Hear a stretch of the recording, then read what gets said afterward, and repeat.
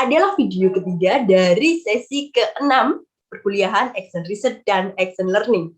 Di video ketiga ini, teman-teman akan diajak untuk belajar terkait dengan CAT-WHO. Apa itu CAT-WHO, bagaimana penerapannya, dan bagaimana implementasinya akan langsung dijelaskan di dalam video ketiga ini. Selamat belajar! Halo semuanya, ketemu lagi ya dengan saya. Ini terkait dengan video selanjutnya, masih di sesi 6, di mana penjelasan dari video kali ini adalah tentang CAT-WHO atau teknik mnemonik istilahnya, di mana kita akan mengidentifikasi hasil dari pemilihan root definition yang sudah kita tentukan di tahap sebelumnya. Nah, penjelasan dari CAT-WHO ini kita bisa lihat ya, bahwa CAT-WHO ini sebuah akronim ya, di mana CAT-WHO ini yang pertama adalah customer, kemudian actors, kemudian transformation process, world view, kemudian ada owners, kemudian environmental constraint. Nah, di dalam CAT-WHO ini yang perlu diidentifikasi terlebih dahulu adalah transformation. Jadi kalau menurut saya di literatur Jackland juga, transformasi yang mau dicapai itu kira-kira apa? Nah, transformasi ini diartikan sebagai upaya-upaya untuk melakukan perubahan. Sehingga di sini kita bisa mengukur bagaimana sih inputnya, kemudian outputnya seperti apa. Nah, dari transformasi ini juga akan mendampingi kita dalam membangun model konseptual. Ini nanti akan kita kaitkan dalam upaya transformasi ini, karena transformasi ini bisa dikatakan sebagai tujuan dari root definition ditentukan. Nah, di dalam transformasi itu ada aktor ya, aktor-aktor yang terlibat. Kemudian aktor-aktor ini mempunyai pandangan dunianya masing-masing, worldview. Ini kita perlu identifikasi juga. Kemudian di samping itu ada owners, kita juga perlu mengidentifikasi. Jadi owners ini adalah pihak-pihak yang bisa menghentikan transformasi. Jadi di dalam transformasi tersebut kita akan dapat mengidentifikasi kelompok-kelompok yang memiliki kekuasaan, baik itu mungkin secara formal atau non formal terhadap transformasi. Nah, itu nanti perlu kita dapatkan, kita dapatkan di dalam membangun model konseptual. Nah, selanjutnya kita perlu tahu juga kepada siapa penelitian ini kemudian diserahkan ya, apakah pada kampus atau komunitas peneliti atau pada sektor publik atau sektor private ya. Ini kita bisa identifikasi itu sebagai customer ya. Nah, customer inilah yang akan menerima hasil dari penelitian kita ya. Seandainya memang ini ditujukan tidak untuk sebagai konsultan misalnya ke sektor publik atau sektor privat, nah ini bisa juga sebagai komunitas ya, komunitas dari pengembangan ilmu pengetahuan. Karena kita tahu customer dari penelitian salah satunya juga bisa menggunakan pendekatan research interest ya, di mana kita itu berusaha untuk mencari ada pengetahuan-pengetahuan baru yang didapatkan dari siklus SSM ini.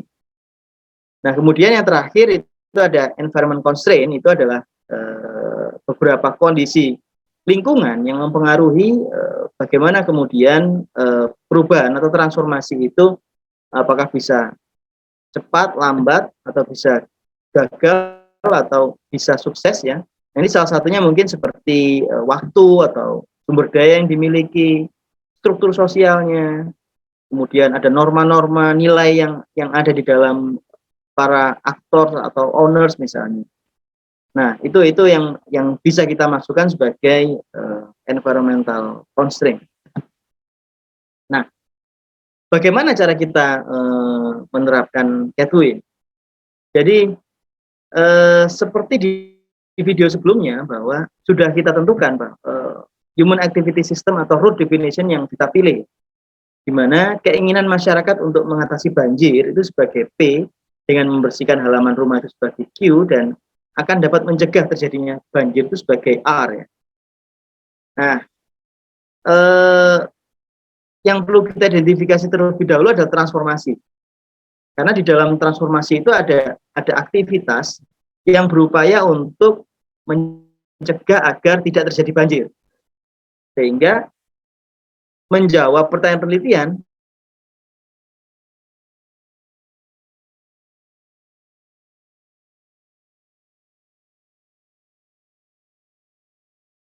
sesuai atau sudah tepat untuk menjawab pertanyaan penelitian. Nah, tahapannya setelah kita kemudian menentukan transformasinya apa, maka kita perlu justifikasi transformasi tersebut dengan worldview ya, atau pandangan dunia realitas terhadap transformasi tersebut. Nah, pandangan dunia realitas ini kita bisa dapatkan dari pandangan para aktor ya, pandangan para aktor atau pandangan owners misalnya terhadap transformasi tersebut. Ini kita bisa justifikasi menggunakan ini ya. Nah, kemudian kita perlu mengidentifikasi siapa aktornya ya. Nah, aktor-aktor ini semua aktor yang terlibat dalam membangun sistem. Kita tahu bahwa misalnya membersihkan halaman rumah misalnya sebagai Q, kita bisa tahu bahwa aktor ini bisa diidentifikasi banyak ya. Misalnya siapa anggota di dalam rumah misalnya. Di situ ada keluarga ya, ada orang tua, ada anak, ada mungkin asisten rumah tangga misalnya. Nah, di situ juga ada tetangga ya. Nah, kita bisa identifikasi itu sebagai aktor-aktor juga ya. Tetangga, kemudian di situ ada mungkin petugas kebersihan mungkin kalau yang ada di komplek misalnya. Kita bisa identifikasi dari program-program yang mungkin dijalankan oleh tingkat RT ya misalnya, atau tingkat RW. Ini kita bisa identifikasi juga ya terkait dengan membersihkan halaman rumah ini ya. Karena membersihkan halaman rumah ini kita perlu pahami ya bahwa dia juga bisa jadi bersinggungan dengan human activity system yang lain ya. Nah, ini yang kemudian kita perlu tangkap ya. Semua aktor-aktor yang terlibat di dalam root definition ini kita perlu identifikasi. Nah, selanjutnya kita tentukan siapa customer-nya. Seperti yang tadi saya sebutkan, kita perlu membuat penelitian ini untuk siapa. Nah, ini yang kemudian akan berdampak terhadap bagaimana cara melaporkan. Misalkan kalau terkait dengan sektor bisnis misalnya, kita perlu sampai ke tahap 7 untuk mengetahui apakah action yang kita tentukan itu betul-betul sudah dapat menyelesaikan permasalahan misalnya. Kita bisa sampai ke sana. Nah, ini tentu akan berbeda ketika customer-nya misalnya hanya di universitas ya. Misalnya dia hanya sampai di tahap 6 misalnya. Ini nanti akan berdampak terhadap tahapan-tahapan selanjutnya. Nah, setelah itu tentukan juga siapa ownernya. Nah, owner ini adalah mereka yang bisa menghentikan transformasi. Nah, tentu owner ini biasanya adalah mereka yang utama ya, yang berdekatan dengan root definition ya, aktivitas root definition. Nah, kita bisa lihat kalau misalkan dalam konteks membersihkan halaman rumah, nah ini owner ini bisa jadi adalah para anggota keluarga itu sendiri ya. Meskipun tidak menutup kemungkinan nanti kita bisa lihat jalinan sistemnya dengan yang lain. Apakah tetangga, apakah aparat pemerintahan di tingkat lokal misalnya. Nah, kemudian kita juga perlu mengidentifikasi environmental constraint-nya ya. Nah, kira-kira terkait dengan membersihkan halaman rumah ini dibatasi oleh apa? Yang membuat itu mungkin bisa berhenti atau tidak bisa bergerak, atau mungkin tidak bisa ini ya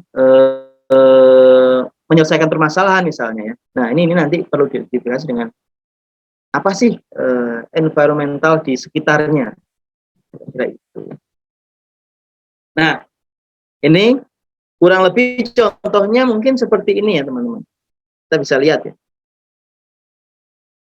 Customer-nya mungkin apakah pemerintah, apakah pihak swasta, apakah kelompok peneliti. Nah, ini akan kemudian aktor-aktor ya. Ini sudah saya jelaskan juga bagaimana mengidentifikasi aktor itu. Ada peran utama, ada yang mungkin peri-peri ya, apa yang istilahnya peran figuran ya misalnya, yang dia itu mungkin meskipun tidak berdampak terlalu besar terhadap transformasi, tetapi bisa jadi dia mempunyai dampak yang lain ya. Itu perlu diidentifikasi. Kemudian transformasi itu sendiri ya, misalnya perubahan lingkungan yang terbebas dari banjir ya. Nah, ini contohnya misalnya terkait dengan worldview-nya, kita bisa identifikasi mungkin banjir itu dianggap sebagai musibah yang berdampak pada sektor sosial ekonomi dan kesehatan yang harus dikendalikan dan dihilangkan. Nah, sehingga worldview ini bisa menjustifikasi dari transformasi ya, bahwa memang transformasi ini perlu diperlukan. Jadi perubahan lingkungan ini perlu ada bebas dari banjir. Nah, kemudian dari owner, ini kita bisa identifikasi juga pihak-pihak yang mengendalikan transformasi. Seperti mungkin bisa jadi dinas terkait, pemerintah pusat terkait dengan kebijakan di tingkat lokal misalnya kalau ada turunan-turunannya. Kemudian masyarakat setempat, perangkat RT, RW, atau komunitas. Nah, ini kita sesuaikan dengan kebutuhan. Di level mana sebenarnya yang akan coba kita gali ya. Karena SSM ini secara penerapannya itu bisa di beberapa level ya, misalkan di level operasional, di level bawah ya, atau di level organisasional, di level miso, atau di level policy ya, kebijakan itu di level makro. Nah, itu semuanya bisa kita terapkan menggunakan. Nah, sementara contoh dari environmental constraint, nah ini kita lihat ya, misalkan contohnya waktu ya. Jadi pengerjaan program yang diberikan oleh pemerintah ini bisa saja pemerintah pusat atau pemerintah lokal ya, itu tidak mampu sampai mengendalikan banjir dengan selesai gitu, dengan beres gitu. Jadi masih ada sisa-sisa permasalahan yang itu belum terselesaikan. Baik, saya kira itu ya terkait dengan penjelasan Catboy ya. Semoga teman-teman dapat memahami. Nah, terkait dengan tahapan-tahapan ini di tahap aktualisasi ini, nah, ini nanti teman-teman bisa ini ya menanyakan itu di forum-forum diskusi ya, atau mungkin bisa di grup yang sudah kita buat. Baik, saya kira itu. Terima kasih